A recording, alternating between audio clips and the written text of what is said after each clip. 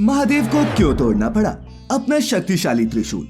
देवाधिदेव महादेव को जब गुस्सा आता है तो वो अपने त्रिशूल से शत्रुओं का संहार करते हैं और उनकी त्रिशूल की शक्ति के आगे बड़े से बड़े अस्त्र शस्त्र भी फेल हो जाते हैं।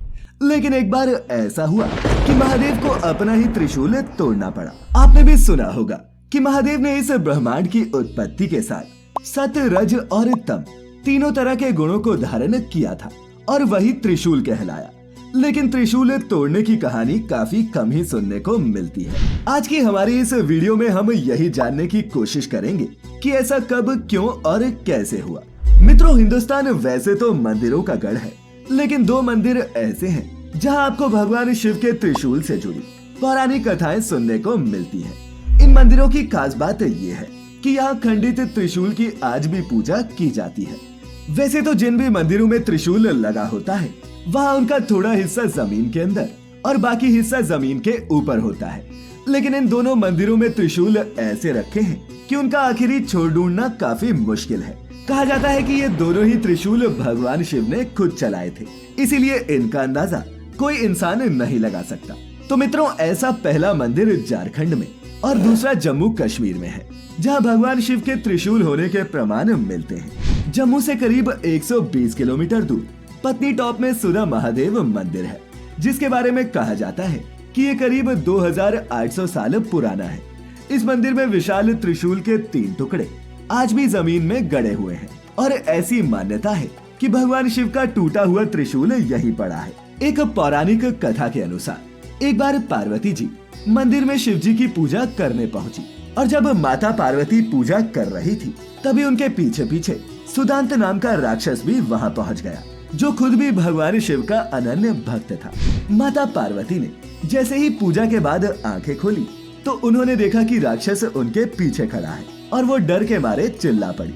तभी महादेव को लगा कि पार्वती किसी मुसीबत में है और उन्होंने अपना त्रिशूल दे मारा। वो त्रिशूल सीधा सुदांत राक्षस को जा लगा और वो वहीं गिर पड़ा। लेकिन कुछ ही देर बाद जब भगवान शिव को पता चला कि जिसे मैंने त्रिशूल मारा है वो तो मेरा भक्त है, तब भगवान शिव ने उसे दर्शन दिए और कहा कि मैं तुम्हें जीवन दान देना चाहता हूँ।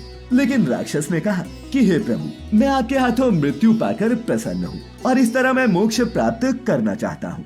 तब भगवान शिव ने उस राक्षस से कहा था कि इस जगह एक भव्य मंदिर का निर्माण होगा और इस मंदिर का नाम तुम्हारे नाम पर होगा।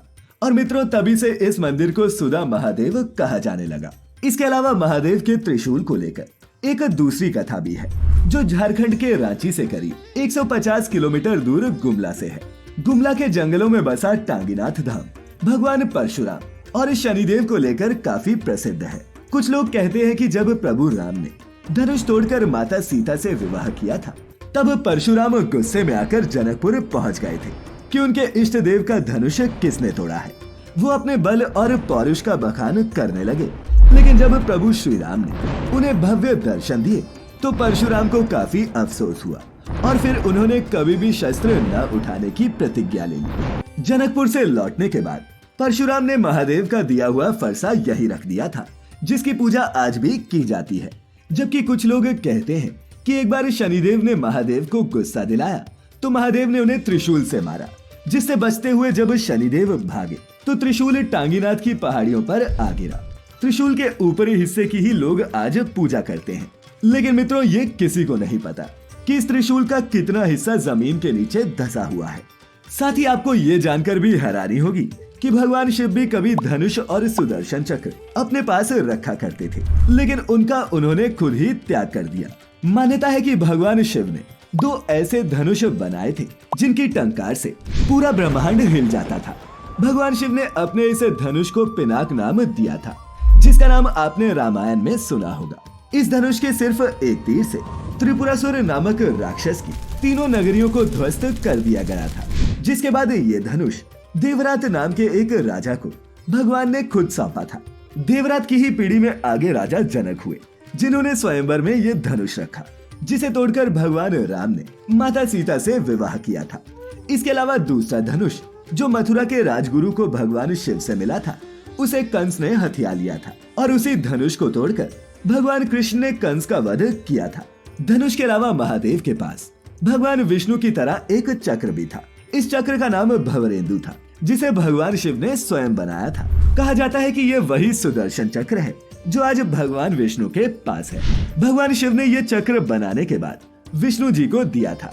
फिर विष्णु जी ने एक बार जरूरत पड़ने पर इसे माता पार्वती को भी दिया और पार्वती जी ने ये चक्र बाद में परशुराम को दिया और आखिर में परशुराम ने इसे पुनः भगवान विष्णु को प्रदान कर दिया और तब से ये चक्र भगवान विष्णु के ही पास है।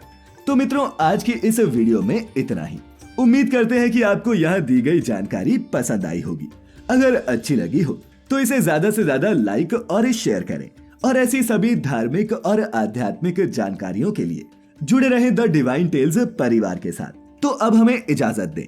आपका बहुत बहुत शुक्रिया।